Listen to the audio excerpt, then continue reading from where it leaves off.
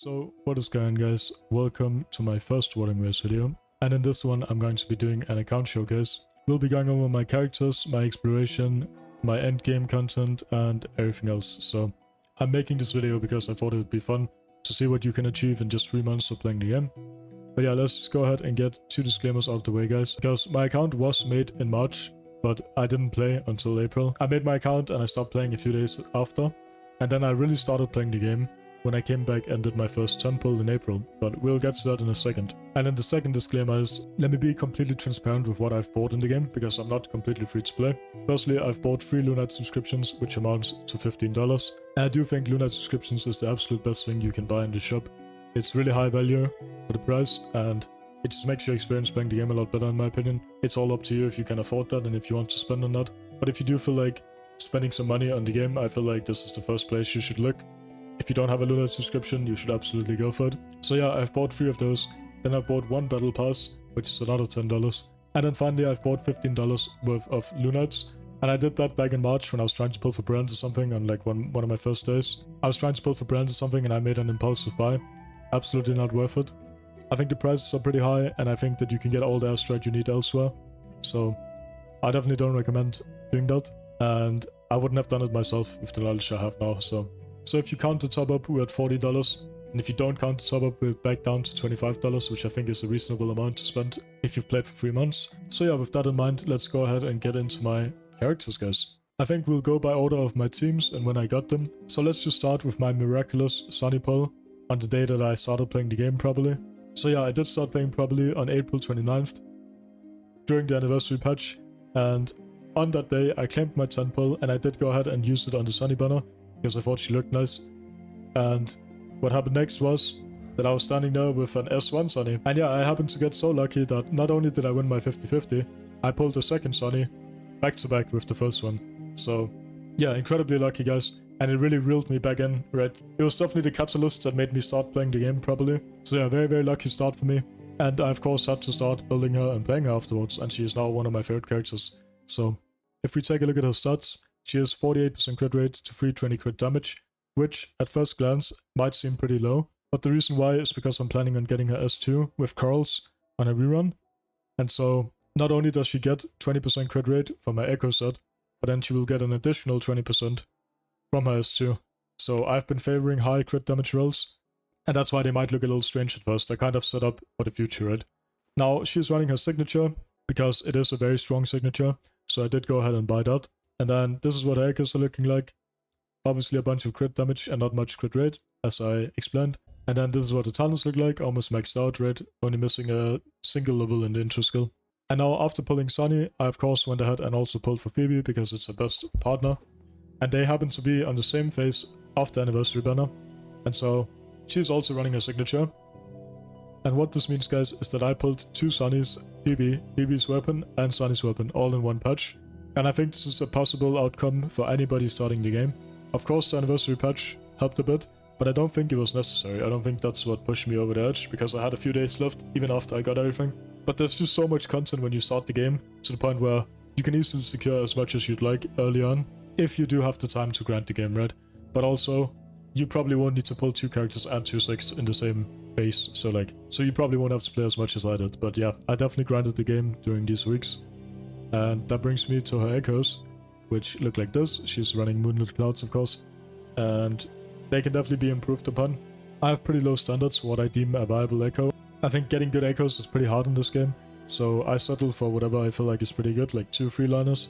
But I definitely have some min-maxing to do later on, once I'm more comfortable with my characters and what I have read. Her talents are also almost all maxed out, and she's also level 90. And I do like taking my characters to 90, and I like maxing out all the talents, because I just think it's pretty cheap to do in Wuthering Waves. I don't think you have any issues with your economy doing that, as long as you spread out how often you do it, I guess, right? You probably can't do it with 5 characters at once, but with the way I've done it, and I do have every single character that I play at 90, as well as the talents almost all maxed out, I've managed to save 10 million shell credits, and I have enough materials to max out 4 characters right now. That's how many materials this game gives you. And so I think people might be confusing it with Genshin, where the talents are very, very expensive to take all the way up, as well as the characters being very expensive to take to 90. But in Wuthering Waves, you have tons of resources to do that, and that's what I have been doing. even though it's advised against by some people. I think it's completely fine to do. And I think you just have enough materials to warrant doing it, right? So yeah, that's what I've been doing. And that brings me to my third teammate, which is Verina, who is also level 90, and her talents are also relatively high. She's running Variation, and these are her echoes. Not much to say about Verina.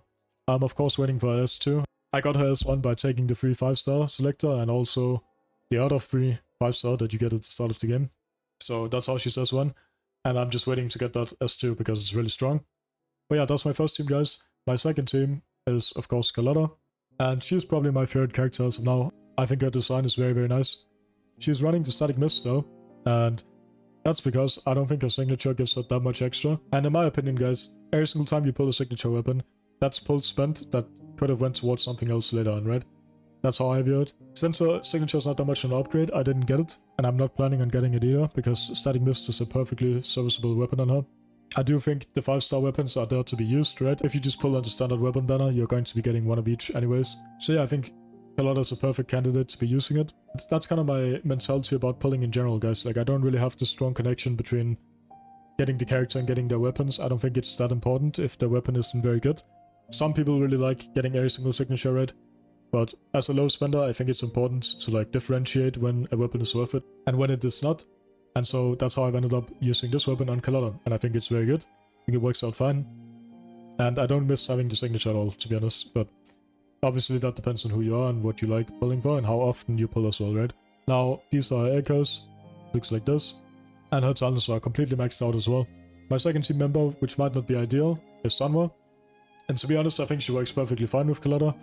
Obviously it's not her best in slot, I think Jessie is her best in slot, but I like Sanhua a lot, and I think she's a very strong character that can be flexed on multiple teams, and so I've decided to build her with my Carlotta, and I'm full clearing endgame with that team right, so works out completely fine for me. But it's worth to note that it's probably not Carlotta's best in slot teammate right. But yeah, Sanhua is running the Emerald of Genesis, which again is a standard 5-star weapon, very strong weapon. This is what her echoes look like, and she's almost maxed out as well in talents, and she's also level 19, so. She's also S6, which I pulled for during Lupa's banner, and I did 40 pulls on Lupa's banner, I think. I think Sanhua was S3 when I started, and my goal was just to get S6 Sanhua, but I did happen to get Lupa, which I knew was a risk that I was taking when I was pulling on it, during those 40 pulls. So yeah, I happened to pull Lupa, and I have went ahead and built her because, although it was not my plan to ever pull her, since I got her, I realized that Brant is rerunning red. And so yeah, my plan is now to pull for Brant, and then make that my third team to take on the last few floors of the Hazard Zone and the Tower of Adversity. And yeah, she's running the Lustrous Razor. Again, perfectly serviceable weapon on her. I think it works out completely fine for her. So yeah, I'm running that on her. I'm not planning on getting her signature. I am, however, planning on getting Brant's signature, because that is a much more powerful signature weapon. And yeah, I will be pulling for that once Brant comes out. These are echoes, and I can definitely work at these guys. Like, these are not it yet. I haven't gotten lucky since I started building her a little bit, and I'm also simultaneously farming for Brant, right? So I haven't really gotten into farming her echoes too much. Because her talent, again, pretty maxed out, right? And she's also level 90. So yeah, I'm pretty consistent about my mentality about the talents, and I don't see my economy falling apart because of it or anything. I have so many extra materials right now, and they give out a lot every single update, so. And then finally I can show you guys my Rover. He's also level 90. And he mostly helps me clear floor 2 and 3 of the Tower of Adversity. And he just swaps with Sanhua, of course, and gets the Emerald of Genesis whenever he's on field. These are his very lackluster echoes, and these are his talents. So he's just half built because I don't really need him to do more than that. His only role is to clear floor 2 and 3 of the Tower of Adversity, so that my better characters can play later on. And that's exactly what I do with Verina as well, guys, because Verina is my only support, so she's just flexed between my Zani team and my Carlotta team. And the 4th floor of the Tower of Adversity is cleared by just 2 members of each team, so that Verina can be used on the last part of the Tower of Adversity. So that's all of my characters, and we can just take a look at how I cleared the Tower of Adversity real quick. Because one thing I really do like about the Tower of Adversity in this game is that you can be really strategic about when you use each character and how you use them in order to full clear, and I really like the flexibility that the game allows you, such as swapping around weapons whenever you want, right? I think that's awesome. Of course, it makes it easier as well. Like, you just have an easier time full clearing, but I still have to do a lot of workarounds to get this done. So let's take a look. On the left side, you can see Rover soloing, then Lupa soloing, then they do a floor together, and then Carlotta and Sanhua without Verina, manages to do floor 4. And then on the right hand side, we have a similar story, where this one just doesn't matter, so I just use Carlotta. 2 and 3 is cleared by Rover and Lupa together. And floor 4 is also cleared by Carlotta and Sanhua, without Verina. I actually had to use Zani for both sides in order to be able to clear, because my Zani team is just significantly stronger than my other team, it's a lot more premium. So yeah, I saved Zani for these two, and they full cleared together, because both sides are Spectro recommended. So with Verina helping, this team just full cleared both sides of the Hazard Tower, and that's how I managed to full clear the Tower of Adversity dispatch. And this was also my first time clearing the Tower of Adversity, because it does require you to have a little bit more characters built than Whimpering Wastes, but let's take a look at Whimpering Waste as well. So this patch I only got an S rank, but it is enough to technically full clear red. But the prior two Whimpering Waste, I got triple S on both of them. This one, I think just these are a little bit weaker, right? I think the tokens are just a little bit weaker this patch, and that's why I can't clear as well. But I still managed to full clear red, and I managed to triple S 2 patches in a row before this. Pretty much as soon as I got my Carlotta, which was on the second phase of the anniversary patch, I managed to full clear Whimpering Waste ever since, right? So, yeah, pretty nice. I managed to full clear the whole endgame in just 3 months, which I think is pretty solid. And I also think that if my goal was to clear the Tower of Adversity as fast as possible, I could have done it a lot faster, right? It wasn't really my priority at any point to clear the tower, so... Now let's take a look at my pulse saved up, as well as my exploration progress. So, as you can see, guys, I have 28,000 Astrite saved up. That's of course very solid. I will be pulling Brant next patch though, and his weapon, so that might take a lot of my Astrite away. And the main way I've managed to do that is of course by doing my dailies, as well as doing every single event fully. If we look at my events real quick, you can see the permanent ones. This one is completed, this one is done. This one is not entirely done, but there's only a few more Astrite to be taken from there. And yeah, I've just done every single event. And then another big source of Astrite, guys, is of course exploration. And so yeah, I've explored every single area in the game, including Septuagint and all of Renacida. But there is one area that I'm missing. And if you also enjoy exploring, you'll probably agree with me when I say that Desert Highland is just the worst. Like, this area is just so much harder to explore than the other ones. But I also haven't spent that long on it yet. I will be completing it when I feel like it. But yeah, that's the only area I'm missing, guys. And then the rest of the game is 100% explored. I can only recommend doing this. Like, it's just such a big source of Astrite. And for me, it's very fun as well. But just remember, guys, that the game makes it very easy for you to explore, because you can just click on this little wheel up here, and then it'll show you all the stuff that you're missing. And for stuff like the caskets or the viewpoints or the blood flies, it's very easy to look up on YouTube. There's always people that have cleared it all, and they'll show you exactly how to find everything. So getting this done was not even that tedious, and as I said, I enjoy it a lot. Some people probably enjoy it less than me, but yeah, it's a big source of Astrite, and if you have the time to spare, you should definitely get it done. And then, as you might expect, I have 0 quests left. I've done absolutely every single companion quest and exploration quest that I could find.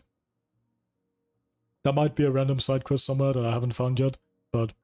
And of course, doing the quest takes some amount of discipline, but then again, not really in this game, because there's so much quality of life to get you through the quest fast. Like, you can skip stuff, the teleporting is fast, the teleporting is usually close to your objective. Like, they just cut off time everywhere, to the point where the companion quests are like 15 minutes long if you do them fast and you do them effectively. Of course, if you like the lore and you want to pay attention to that, then it will take you a while longer, and that's completely fine. But it's nice that you do have the option to just get through all the quests if you want to, right? Yeah, I've been enjoying that. So now finally, let me talk about the future of my account a little bit. I pretty much have 200 pulls saved up across my crawls and my Astrite, and next patch I will be pulling Brant on his weapon, which probably will take a lot of my Astrite away. But then after that, I'll pretty much just be saving for Chisa, because I just think she looks awesome, and if her kit is fun, I'll definitely be pulling her, some of her sequence notes, and probably her signature weapon, given that hero games seem to like giving really strong signatures these days. And then for this YouTube channel, I'll be making a bunch of Wuthering Ways videos. I'll mostly make more theory crafty videos about various topics and stuff I think hero games could do to improve the game or make the game more interesting. Stuff like that is probably what you're gonna find here mostly. But I thought it would be nice to start off with an account showcase, just so you guys get a better idea of who I am, and what kind of account I have, and when I started playing. So yeah, that's all I had for you guys today, and I'll see you guys in the next video.